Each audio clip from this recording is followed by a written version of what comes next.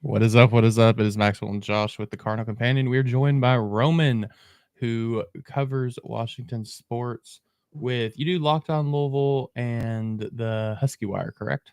Locked On Huskies. Yeah, that's right. Awesome. But awesome. Super fortunate to have him in, kind of go over the Sun Bowl that's coming up this week. I think I know me personally, whenever you get locked into bowl season, like the Louisville or your bowl, it ends up like creeping up on you because you're just watching bowls and bowls and bowls, and then all of a sudden you're like, oh crap, our bowl is in 4 days. So. Right? Oh man.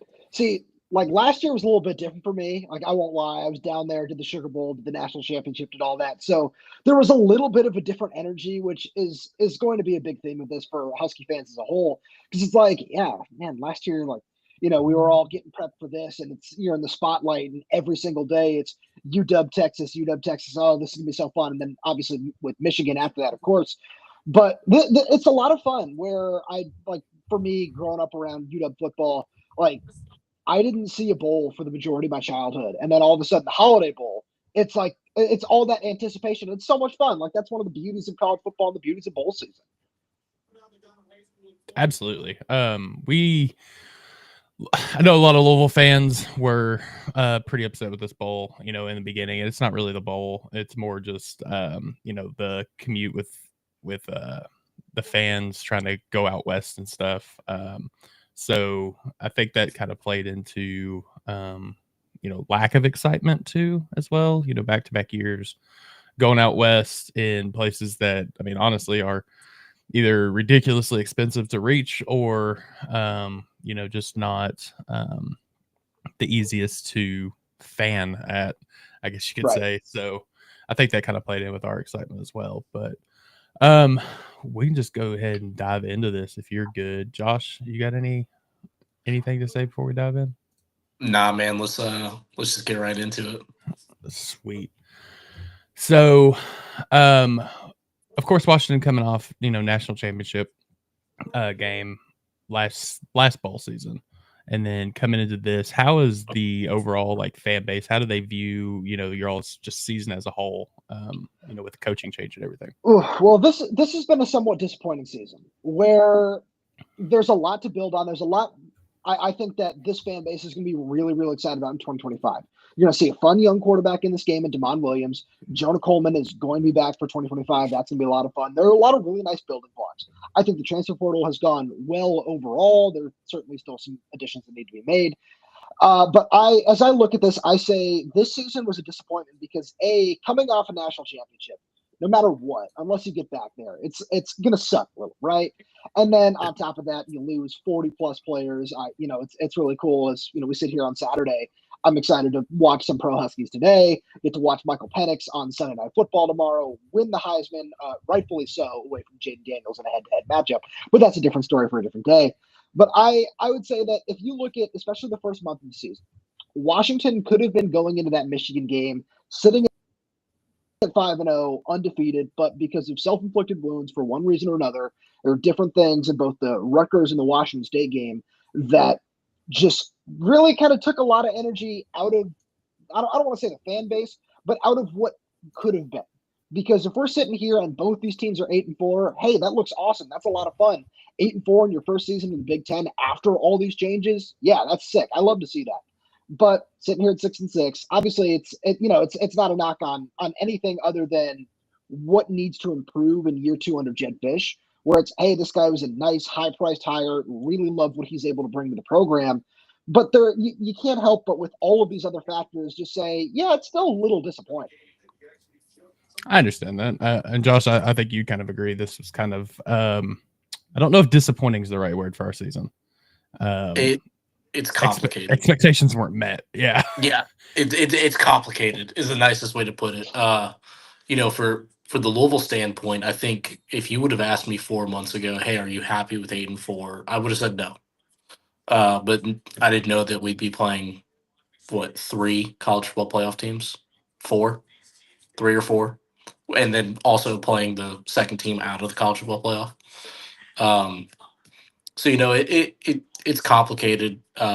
Kind of what Max hit on earlier. Just the travel to El Paso is so tough, and especially for our fan base. If you know anything about Louisville and their fan base, they like to stay like in the southeast. They don't like to leave that little geographic area. So they're like, oh, if it's not Florida, we don't want it. And it's like, oh, that's not really always an Right. option. Yeah. Yeah, that was one thing I was actually really curious to ask both of you guys about. Sorry. But it was something where a friend of mine, she's going to the game, and she was sending me some of the ticket sales the other day. It's like, yeah, the Washington side, people are traveling, but doesn't seem like there's a lot just sold on the Louisville side of things. So is it just strictly a geography thing, or are there other things at play there as well? I would argue it's more of a geography. geography. Yeah, it's geography. Okay. It's just if you're flying out of Louisville or even out of Cincinnati, there's just no easy way to get to El Paso at all. Yeah, it's a outside, direct. I think It's you can a fly. direct. Same thing here.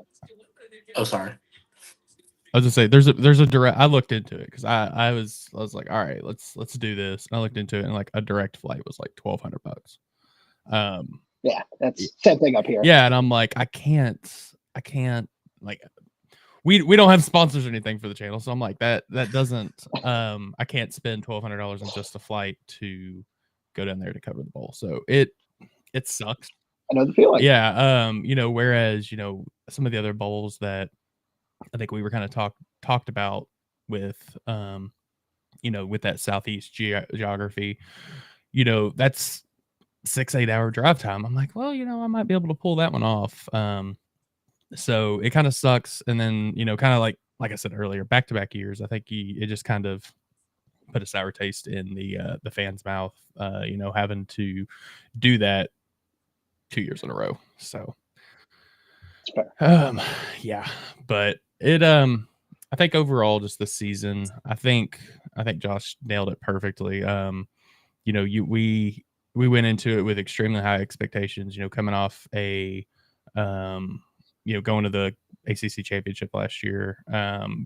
Arguably, I mean, I don't think it's arguably, we had the best portal class that we've had at Louisville. And then it was just, you take lumps, and I still think that every one of our losses were 1-score games. Correct, Josh?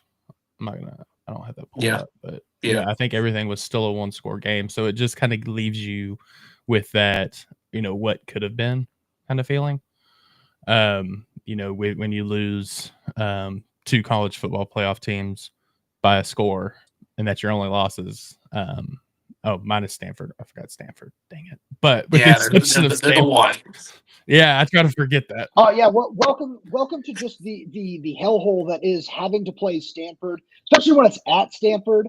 I don't miss those Pac-12 days at all. That was the most brutal game I think I've ever watched in my life, because it was like false starts, you're offsides, and I'm like, dude, there's 15 people in the stands. Yep. What is going on?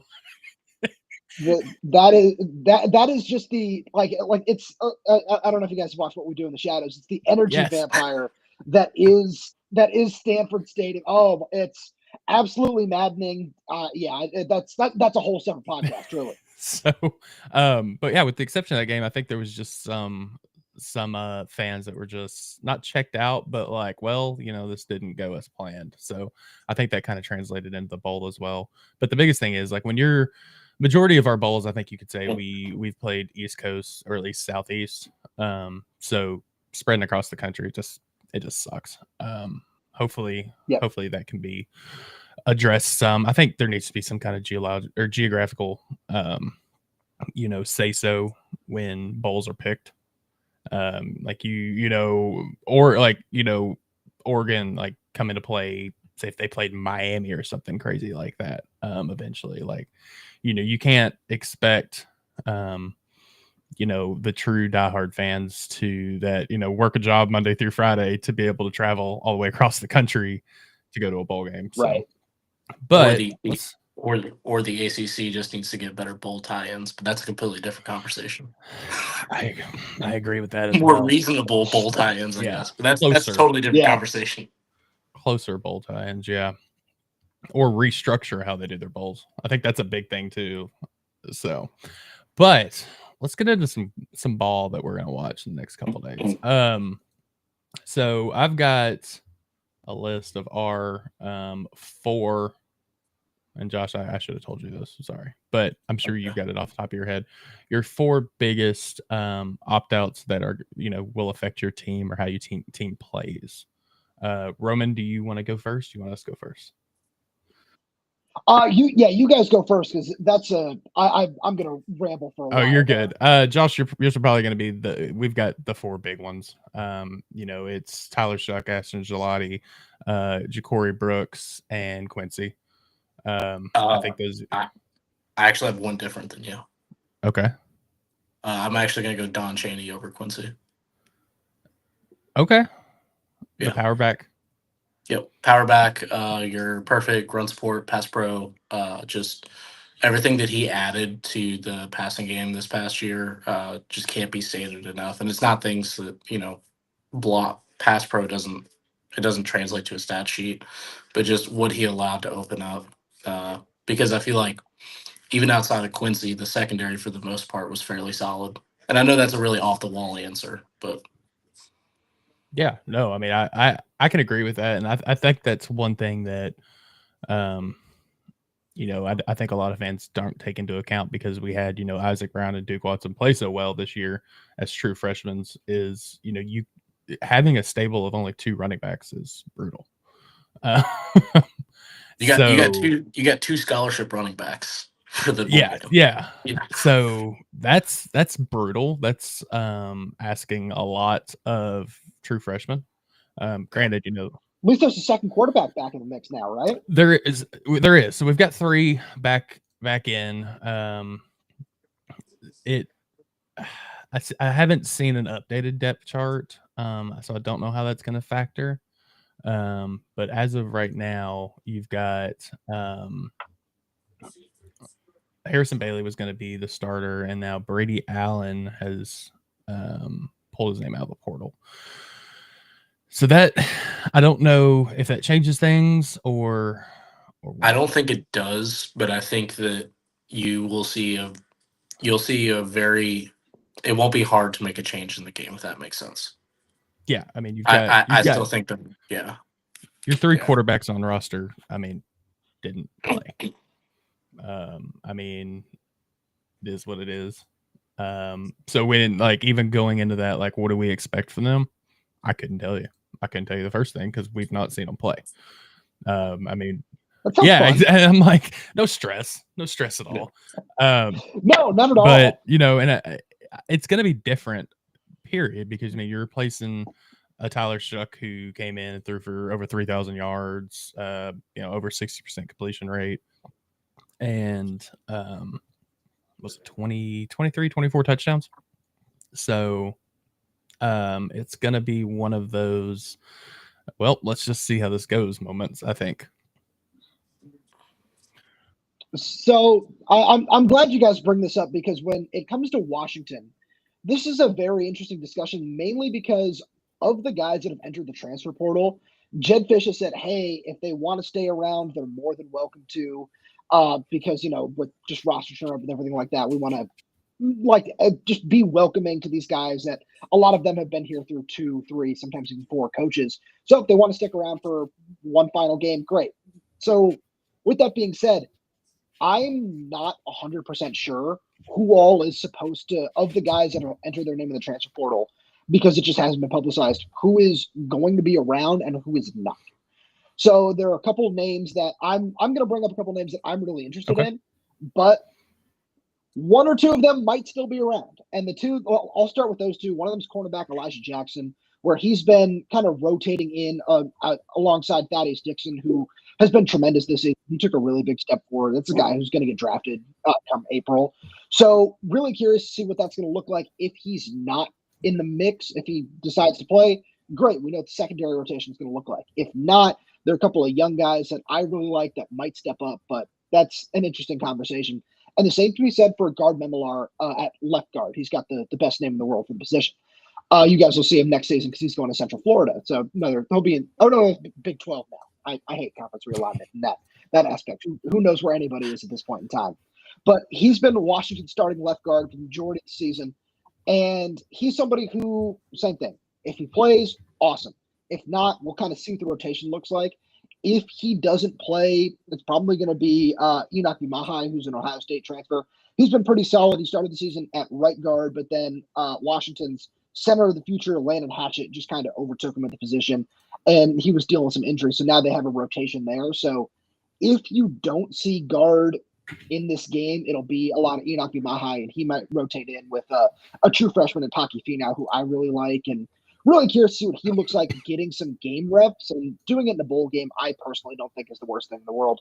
But again, that's something we're going to see what it looks like. The two guys that are going to be that I don't think are going to play, they've already committed elsewhere, is freshman linebacker Kamori House and left tackle Kaylee Tafai, where I'm not sure if Tafai would have started this game either way, where Maximus Bakri, who was a junior college transfer from Iowa Central, he was able to win out at left tackle, and then in a game at Iowa, he dislocated his thumb. We haven't seen him since that game, but sounds like he's healthy and be ready to go, and he was the starter for, I want to say, 3-4 games before getting hurt, and then Tafai took over from that point on. So that's another one where I'm interested to see what happens. It feels like it'll just be a lot of Maximus McCree now that Tafai's committed to Minnesota. And then House, honorable mention freshman All-American from College Football Network. Really talented player, but he's going to follow Steve Belichick to North Carolina. So he's already committed over there. Wouldn't be surprised if we don't see him in this game. If we don't, I think that we're going to see a former walk-on, Drew Fowler, who's playing his final game. Washington is really experienced at linebacker with Carson Bruner, Alfonso Tupatala. Really, really solid position for him. But House, who had just really emerged in the season, I was really impressed with. Now that he's going elsewhere, I wouldn't be surprised if he's not going to play in this game. Yeah. I think House was one of the big keys that I was curious about with you guys. Just like you said, it's hard to replace, underclassmen throwing up, was it 25 tackles? 33. 33. Okay. Yeah. So I'd seen some stat. I was looking at stat sheet before we got on, and yeah, I mean that when you're losing that kind of support on the defense, that's rough just in general. So absolutely. I will say though, they did a fantastic job retooling linebacker in the transfer portal. Really excited to see what that's going to look like next year. I think that, and the one position that's kind of similar with that, so Ben Perry, he transferred out to UCLA. Yeah. And he was responsible. He was pretty heavy on the defense, ended up with 29 tackles, 3 for a loss and a sack. So losing that in our linebacker core is kind of interesting, but I think you're going to be able to see some of the guys that some of the underclassmen step up there as well. Josh, who do you think is going to be filling that role? Like an underclassman stepping up? Yeah.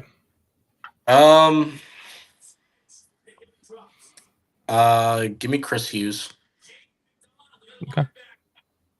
I know it's kind of a bad answer. It's so hard with this team because I feel like you're losing a lot of the skill positions, but like your core for the most part, sans a few guys here or there, especially on the line of scrimmage, is pretty much all the same. So when I look at like an underclassman maybe stepping up into a role, I tend to look more in like the wide receiver room or the tight end room. But then it kind of goes back to that problem where we don't really know what we're dealing with at the quarterback position. And we have a very proven commodity in the run game and on the line of scrimmage.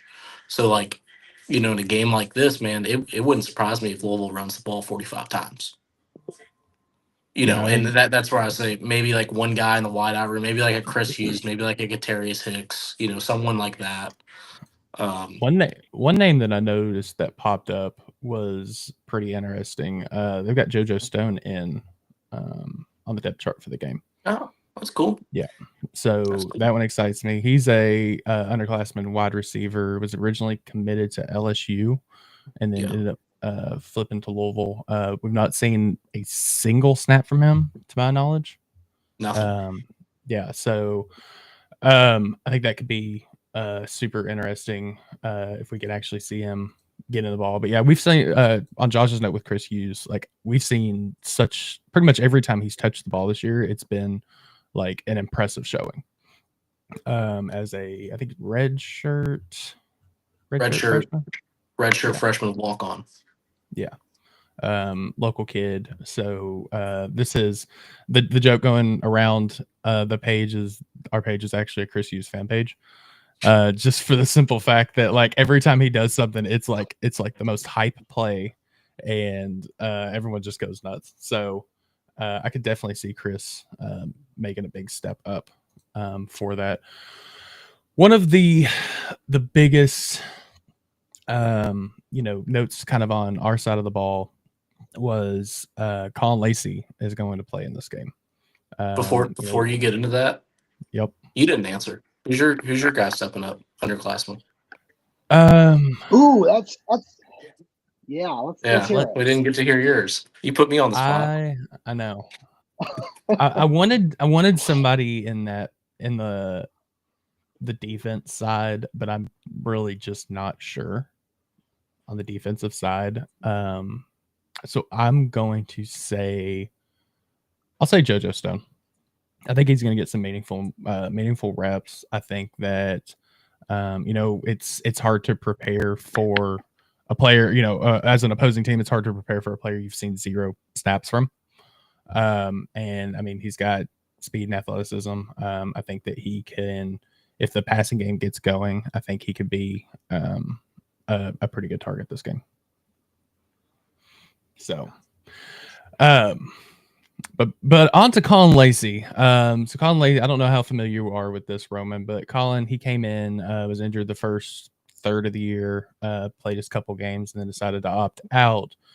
And then, announced he was returning. And then, a lot of people were surprised to see him on the depth chart, that he was going to be playing in the bowl game. Which, I think it's awesome that you can play in a bowl game. It doesn't affect your eligibility with your red shirt and stuff. That's one of the, I would say, extremely bright spots on the offense, being able to keep, or being able to have him step up whenever you've got Ja'Cory Brooks, that's opted out. I think that being able to at least still have one, or really 2, we still have Chris Bell as well. 2 of your major receiving targets. I think that's going to help pay dividends. You've just got to be able to. The quarterback's just got to be able to get the ball out. Colin Lacey's going to. So that's where this game is going to be really interesting for me. Where if you go back and you watch Washington's last couple games, they have not been very physical and able to defend the run very well. But this is still a top 10 secondary in the nation in terms of yards allowed per game, where it's 166.8, and this is a really strong secondary. I talked about Thaddeus Dixon a minute ago. Jordan Shaw in the slot is somebody that I'm really high on. The safeties are experienced, they're talented. So where I think, obviously, especially with the quarterback situation you guys are dealing with in this game, it's having those veteran guys is really important. I'm just curious to see what that matchup is going to look like, because you talked a little bit earlier about running the ball 45 times a game. If that's the strategy against, again, watch Oregon, watch Penn State, watch what they were able to do, Iowa, Indiana, what they were able to do against this team. They just ran the ball down their throats over and over and over again. And it's not for any, lack of scheme, anything like that. It's Washington, since Javon Parker, who is really emerging as one of the best players on this defense, towards Achilles in week 5 at Rutgers. Since that happened, Washington has not been able to defend the run very well. And if the strategy, like especially, again, with the lack of quarterbacks in this game on that side of the ball, if you want to run the ball 45, 50 times, that might be a better idea than throwing on the secondary. Yeah. That's something I definitely think. I think semi-joked about, the whole seeing them run the ball 45, 50 times during the game. But realistically, with the two running backs, between Duke and Isaac Brown, you've got almost 1,600. Yeah, you got almost 1,600 yards of carries between them. I don't see why you wouldn't. Literally, not a single team were able to stop either one of them this year. Whether it be Clemson, I mean, they showed out there against pretty much every single game.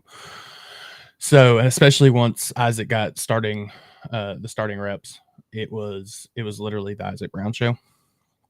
It wasn't, you could have taken anytime touchdown Isaac Brown and you'd have just made money every weekend. So, yeah, it was weird also because they were phased in throughout the year. So Isaac really didn't get online till about game. I mean, he was in the rotation, but he didn't get like quality snaps until like game 5. Duke, same thing, but maybe like game 8. Yeah. The only thing that worries me about it is just the depth of the running back room. Because the one thing we've seen out of this offense since Jeff has been here is they like to do very high rotations in the running back room. There's nothing wrong with that at all. I actually really like it. It's going to be a lot harder to do that when you're missing guys like Mo or, oh my goodness, I just said Don Chaney or Keywan. It's going to be difficult to do. So, I mean, I wouldn't be surprised. Like I say that, not joking around. I wouldn't be surprised if he ran the ball 45 times. I just also think maybe, some of those walk-ons are going to get a good amount of snaps. Because realistically, I think you're only down one starter on the offensive line for this game. Yeah, they've got to get in. They've got to get snaps in. Some of the walk-on guys, even if it's just to catch a couple snap break on the side. The one thing that with Duke you've seen a lot of, especially when he first came in, kind of that either wheel route or out routes and stuff like that from the running back position.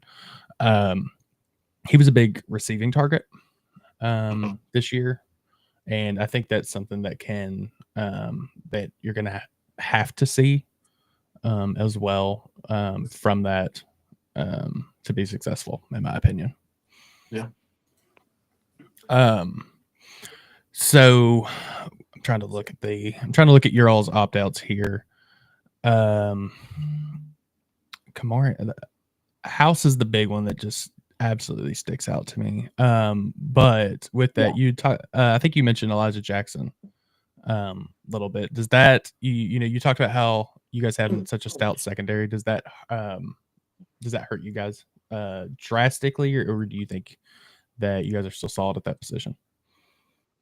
No, it's definitely still solid because Thaddeus Dixon, who did kind of overtake Elijah Jackson as the starter, has been absolutely stellar this season. He was all Big Ten honorable mention. I think he did 10 PBUs by the end of the year, something like that, where Elijah will always be a Washington legend for the PBU to win the Sugar Bowl. But in terms of what he meant to the defense this season, Thaddeus Dixon made himself irreplaceable very early on in the season. So it's not going to be that big of a loss. Where you look up and down the depth chart, there are some guys I really like edge rusher Lance Holtzclaw, another guy who he's committed to Utah now after entering the transfer portal. There are a lot of guys like that where I think they have really high upside and can be really important impact players in the future. But in terms of where a lot of the guys that opted out were on the roster this season, there aren't many guys in that Kamari House mold of this guy played a huge role in terms of where he was this season in the rotation. Yeah. Kind of speaking of opt-outs also, a question I had is Belichick coaching this game? Okay. Yes. Okay. We kind of talked about that last night, and we went back and forth, and we seen a report saying that he wasn't, and then seen a report that he was, and that he was expected to. Yeah, he's going to. It's a very interesting discussion where his buyout from, just in terms of his contract, drops to zero on January 1st. Jed Fish has talked about wanting some continuity in the coaching staff. Looks like they're going to be hiring Ryan Walters from Purdue and Illinois as the next defensive coordinator. I absolutely love that move. It's fantastic. I love that for you guys. Awesome. That's a great hire. Yeah, I couldn't agree more. I'm so excited about what that's going to look like. But in the time being, as somebody who is a gigantic New England Patriots fan, having Belichick around is really fun. I enjoy that, and I'm going to just soak in every snap of it while I possibly can. But yeah, one more game with him. It's going to be a lot of fun. Just kind of see what his scheme has been like all season long for you guys, I'm sure. The unfortunate thing is the defensive line has not been able to put pressure on opposing quarterbacks quite the way that it might have been expected with the way they blitz and everything like that. And a lot of that is just due to a lack of physicality on the interior at times. Don't mind me. I'm just getting lost in depth charts. I will give you this. Don't look at Washington's. And I mean that in the nicest way possible. They do not change it. Okay. So one of those does schools. not matter. Yeah. Yep. It's a jetfish thing. Hey, I respect it. I like that better than like having like 15 oars. That's one thing that always drives me crazy. The oars drive me insane. I don't mind switching it up. It's very helpful when we try to do this, when we try to do our jobs. It's very nice, but at the same point, I get it. So, Josh, this is actually a question for you. Defensive side of the ball, is this going to be an Antonio Watts day? Every day is an Antonio Watts day. I mean, man, he's I think it's the most important position on our defense. Antonio Watts, he plays more of like a star backer role. It's the most important position on this defense, but he's not the most important player. Now with Ashton Gelati gone, I would argue he is the most important player now. But yeah, I think he is. So you're gonna see the same kind of moving him around. I think they'll play him a little more off the LOS this game than because like by the end of the season they started really transitioning him more like on the LOS and then like crashing down on an outside like 7 gap. I don't think you'll see that this game. I think you're going to see him more in like a coverage, a few zone concepts, maybe a man here or there. But it's going to be a big day for him because realistically, with losing guys like specifically Ashton on the D line, you're going to have to supplement that pressure some way. And if you can't supplement that pressure, then your secondary is going to have to play better. And your secondary is not going to play better because you're losing, your starting strong safety, rotational free safety, and one of your starting cornerbacks. So a guy like Watts is going to have to step up and, kind of fill that mold the best he possibly can, if that makes sense. I'm not going to discount Puryear on the defensive end. Because I'm not either. No, yeah, I'm just saying that man played with so much fire and tenacity this season. That's one that I'm like keeping a super close eye on our side. Yeah. Do you have I would say specific individual that's going to be stepping into an opt-out position, Roman, that you like are going to be eyeballing the entire game? This year, unfortunately, not really. Where the one that I'll say is really interesting is along the offensive line. Like I talked about Caleb Tafai a little bit earlier, where I don't know how much shuffling we're really going to see in this game, but the more I look at it, the more I say Paki Finau, I talked about a little bit earlier, is the one guy that I'm really curious to see if they want him to play in this game, if so, how much, and so forth, where he's a guy that this coaching staff is very, very high on. He's got the athleticism to play tackle. They might want to start him off at guard just based on where they are at tackle right now. But he's one of those guys where, with Kaylee Tafai out of the rotation, if they say, we want to turn to you because it's not going to affect your eligibility or anything like that, I wouldn't be surprised. And that's just the one that, again, along the offensive line with DeMond Williams playing quarterback, you want some guys that can actually move around with him and help him out a little bit. And he's somebody who I believe can do that. But I have doubts about how much we might actually see him in this game.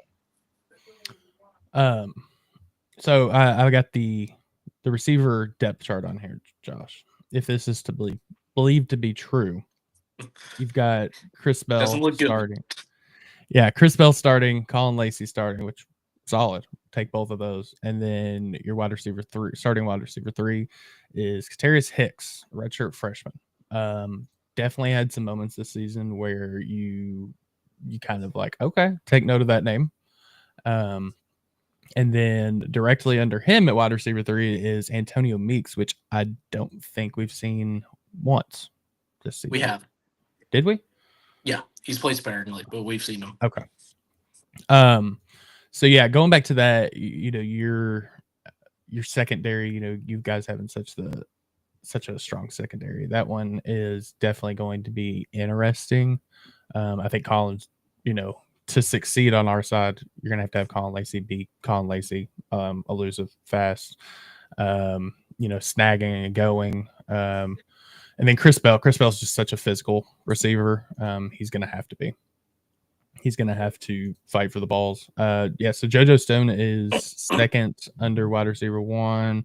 Chris Hughes is second under wide receiver 2. So definitely very young on the receiving core as a whole for this game. But I know the feeling there. Yeah. But, we, as we talked about earlier, we're pretty much young on the entire, offense. Everything from, quarterback or running backs. Granted, yes, running backs were phenomenal, but true freshmen, both of them.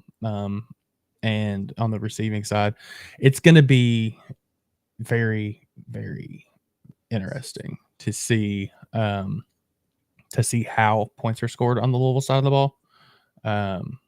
Secondary, I'm not. There was a lot of rotation in secondary this year. So I think, majority of the starting secondary have played at some point in time. Yeah, Nicholson, Corey Thornton, Tamarian McDonald, MJ Griffin. So I'm not terribly worried about that. I think McDonald, when he played, was great. Corey Thornton was good. So it's going to be interesting. It genuinely is. And it's weird because I've spent the past couple of days trying to figure this game out, and I can't. Between teams that we just don't play, these teams don't play in general, and then just to see between the opt-outs and a lot of the hype from you guys last year, going to the college football playoffs, I think it kind of clouds this year's team from whenever I talk to people and stuff. So it kind of makes you dive in a little bit harder to try to figure it out a little bit better. So, I get that, and there's been a lot of inconsistency week in and week out, where this team has been completely different on the road versus at home, where all 6 of Washington's wins have come at Husky Stadium this season. All 6 losses, 5 of them were on the road. 1 of them was at a neutral site, and that game was played 3 miles from Husky Stadium. So that in and of itself has been a really interesting little wrinkle, I want to say, that we've seen this season. And it just, plays into exactly what you said, where there's a lot about this team that still has not been figured out, where Jed Fish is doing a really good job trying to install his culture, trying to install all these different things. And when you really dive in, you can see, yeah, I understand why he wants to do this, why this is going to work, why that's going to work. And one of the reasons that this team kind of is where it is because of quarterback play this season, where Will Rogers has looked really solid at times. Will Rogers has had some really tough games, especially on the road when he's had to deal with some better pass rushes. Penn State comes to mind. Iowa comes to mind. Indiana really got after him. And then, of course, they make the switch at the end of the UCLA game. Devon Williams looked tremendous there. I was really happy with the way he looked at Oregon, too, in that environment against that pass rush. He looked awesome as a true freshman. We're really excited to see what he's going to bring to this offense. And that's where I look at what this game is going to be really fun for me personally.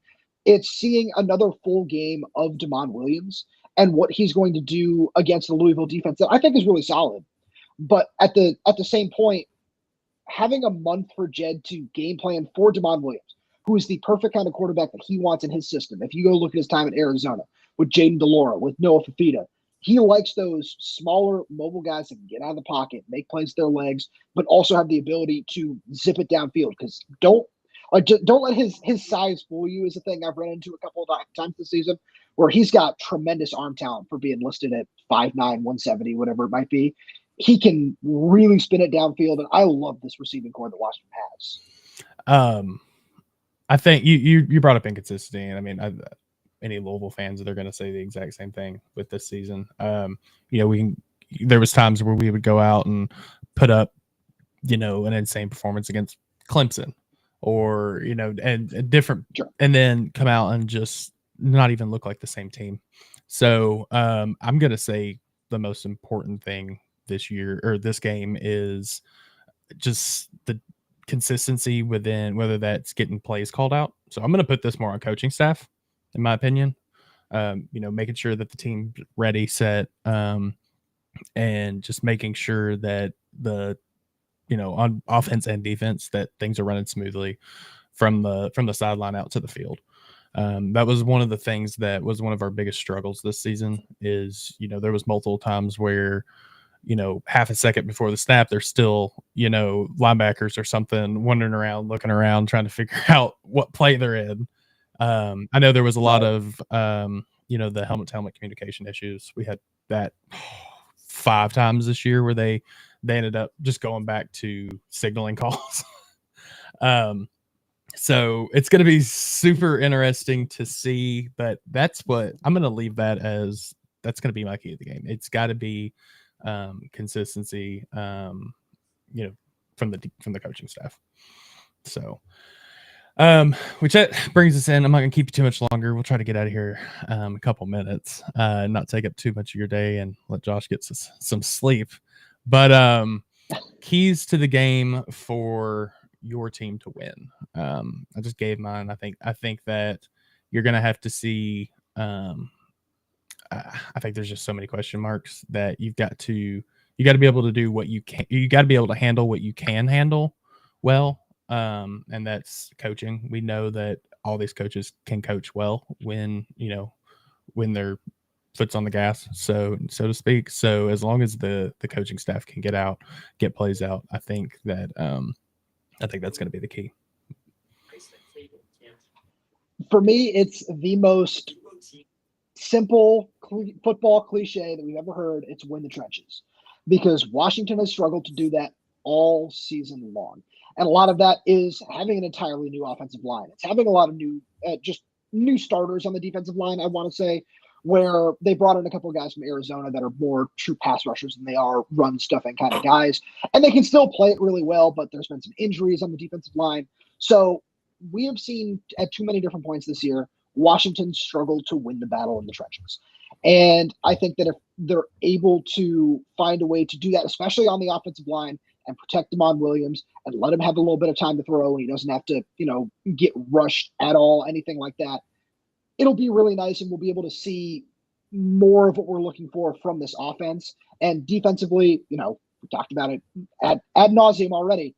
If you're able to find a way to stop the run, you should be able to trust this secondary, which is shown against some solid competition. Where I referenced the Indiana game where, they played a backup quarterback in Taven Jackson, but they did a really good job holding him to, like, if you go look at the completion percentage and a couple of the different other stats, especially from early in the year before just the defense got completely sucked in and just annihilated against the run a few different times, that the underlying stats go a little bit deeper than just, hey, this team is getting run on a lot. That's why the numbers in the secondary look the way they do.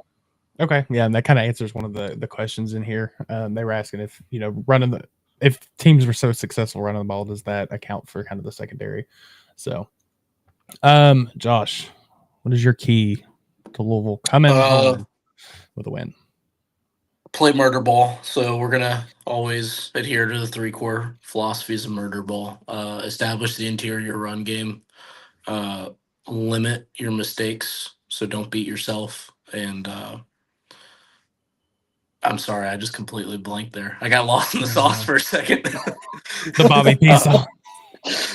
So sorry about that. The final one is out physical your opponent, especially on the line of scrimmage. Similar to what Roman said, the exact opposite for Louisville, or the exact same, just flip flop for Louisville. You gotta win in the trenches, man. You gotta win your one-on-one assignments on the LOS. What we've seen all season is a lot of that lateral movement on the offensive line, especially from the guard position.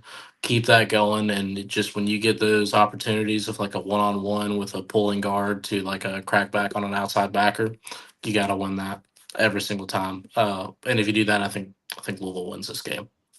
Yeah, I think one major key is, and you kind of hinted at it earlier, only have a pretty much majority of the offensive line back, and I think you could also say that the offensive line played its best ball towards the end of the year. Yeah. So I think that's going to be. Now my sister's cat wants to join us. This is great. Yo, this is a cat friendly show, dude. We love cats. I've got a. That's what I like to hear. This is made. Oh. Yeah. I've got a dog wrapped up around my feet right now, so definitely a pet friendly show. All right, we're gonna do score predictions and then we will cut out of here. Josh, you go first. This is a complete shot in the dark because I don't really know how you can give an accurate score prediction on these games. Like, I feel awful for oh, there's a thumbs up. That's cool. I feel awful for people that have to put like betting lines out on this because I feel like it's just guesswork. I don't know. Give me Louisville 28, Washington 21. All right. Oh, so I'm not usually a score prediction guy. I'm usually just the world's biggest jinx. So I try to stay away from. For you guys, I've got one. Because I've been wrestling over this for weeks. I swear. Where it's so tough, Josh. You said it perfectly. Where I don't envy anybody in the betting market that has to look at this game and say, yeah, this is what we think is going to happen, with all the opt-outs on the Louisville side, with the inconsistencies that Washington has shown throughout the season. But as the Washington guy, I kind of have to stay true here, right? Give me Washington 27, Louisville 24. All right. Okay. I'm actually I had 28-21 Louisville as well. I think that it's going to be a slow start to the game, and I think you're just going to see some scoring later on. I could say that, and Isaac Brown busts 2 touchdowns in the first quarter. Who knows? Because as both of you guys alluded to, no one knows what this game's going to be. Vegas is for once at the whim, just like us normal folk. So I'm interested to see probably the day before have the lines and stuff change out with that. So the one thing with this game, and this isn't related to score predictions, and I hope it doesn't go down this road, it would not surprise me if this is a sloppy football game. Like, for either side, it just wouldn't surprise me. And you're seeing that a lot this bowl season also, which is to be expected. You are, and I think the biggest take at that is, like, you're playing a Louisville starting a quarterback that's not started or not played, much less started. One question, and we've talked about this many times. One more question, and then we'll get out. Josh, do you foresee Harrison playing the entire game, or do you think you're going to see Deuce come in and play some? I don't think you'll see Deuce play. I think you'll see Brady Allen come in before Deuce. Okay. I wish, but I think you're with Harrison. It's one of those, we keep saying it. I don't know what to expect out of the kid. I don't either. He was a great high school prospect. That's if I watch any film on the kid, it's 4 years old. I'm watching rivals camps from 2018.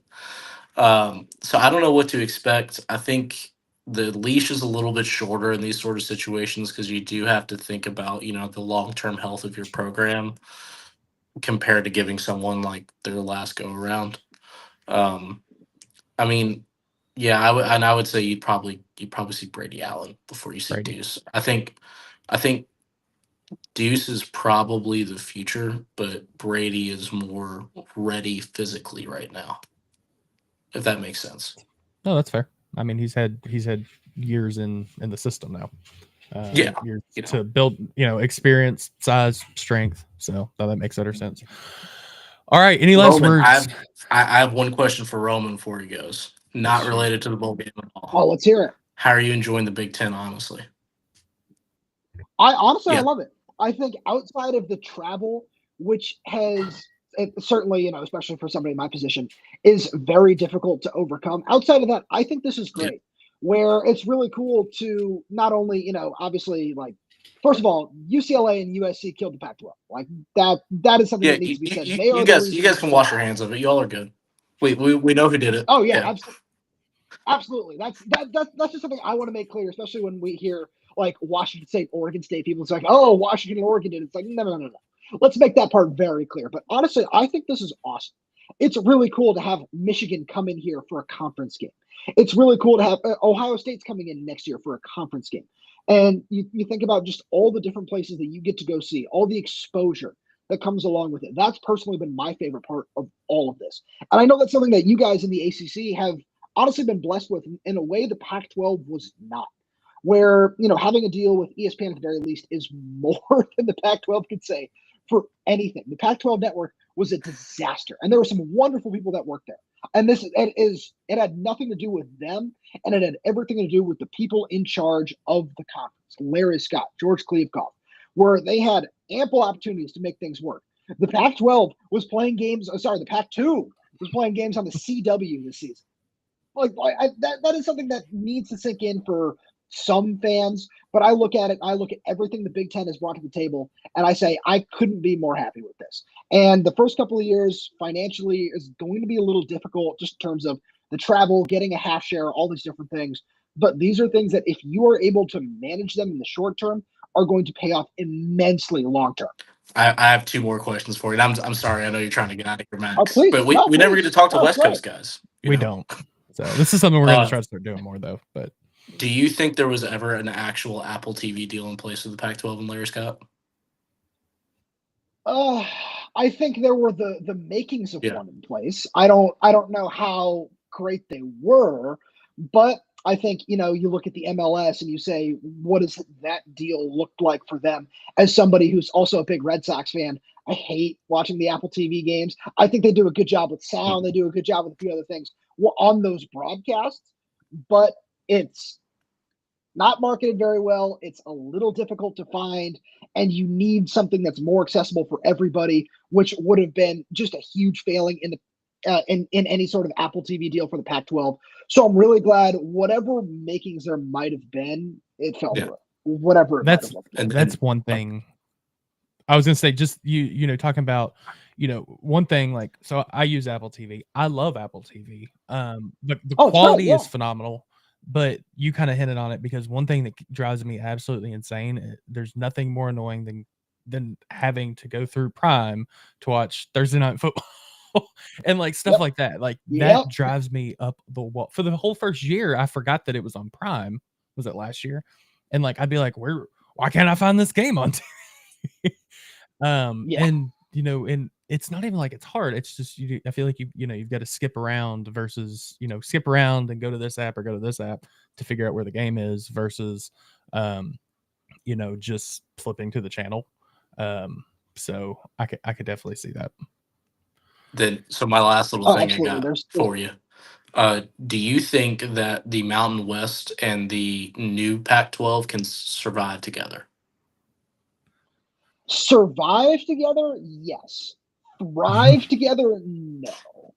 I think that eventually it's going to have the Pac-12 name, but it's just going to be a pseudo Mountain West. And it's going to be a really interesting discussion when Boise State runs that conference. When Boise State and probably San Diego State, to be completely honest with you, and UNLV overtake Washington State and Oregon State. And I say that with all due respect to both those schools, but it's just a really interesting discussion when you look at just the way that these schools are all going to come together. I think it's going to be fine. We've seen them survive. We've seen that, and they've done a fantastic job of that. But it's going to be exactly what it is right now, an afterthought. And having Ashton Genty has been awesome for Boise State. I love that. And they're going to continue to have, I don't want to say a player of Ashton Genty's caliber, but standout players who you recognize when you just think of a guy like Kellen Moore.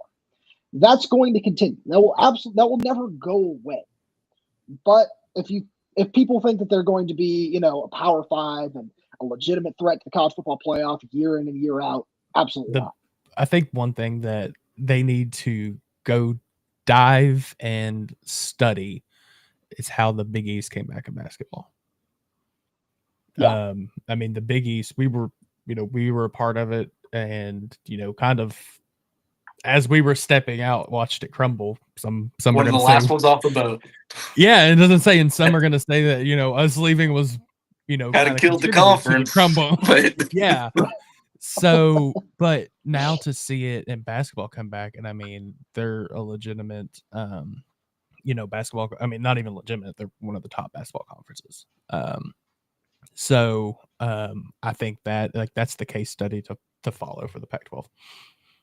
So yeah, you've got to find that and figure out what they did and adapt that to football, primarily football, because it just, I don't know how they came out of the dark. I haven't dove into it. That's going to be an off-season thing because I'm genuinely curious on what they did to support the teams and stuff to get back to relevance, because I was 100% sure that Big East was gone forever. It's just such of a different conversation for football, though, man. It is. I agree, really is. And it is, and that's what. But that's kind of like you've got to figure out what they did, and then like see what worked and what you can adapt over. Right. Mm-hmm. So I think and that's a shot of the dark. I don't. It's going to be rough. I think you kind of said it. It can work, but it's going to be rough. So, yeah. All right. Well, Roman, I appreciate you hopping on. Best of luck to you guys, but I hope that you don't win. we are still soured by the loss to USC, and I always say that bowl games don't mean anything. Many people say that, but when a year later I'm still sour about losing a bowl game, clearly they do. So I can't do that 2 years in a row. Well, hey, you stole USC's quarterback. I was about to say, if it weren't for that game, was the weird for that, like that was the in-person scouting session. Yeah, I mean, we literally, like, I was cussing this guy a year ago now, and now whenever he committed, like, we're praising him that he's committed. I'm like, this is such a weird turn of how the tables have turned. So, but Roman, I appreciate it. We will, anytime we play, we'll reach back out to you and get you back on here for some content or some West Coast content anytime. Oh, absolutely. Happy to do it. Guys, thank you so much for having me. It's been awesome. Really appreciate you taking your time. I appreciate you. And as always, we are going to cut out, but always go Cards, except for Roman. I know he's not going to say go Cards, but I'm going to say the go Cards. Thanks again, Roman, by the way. Thank you. My pleasure. Appreciate it, Roman. See you guys.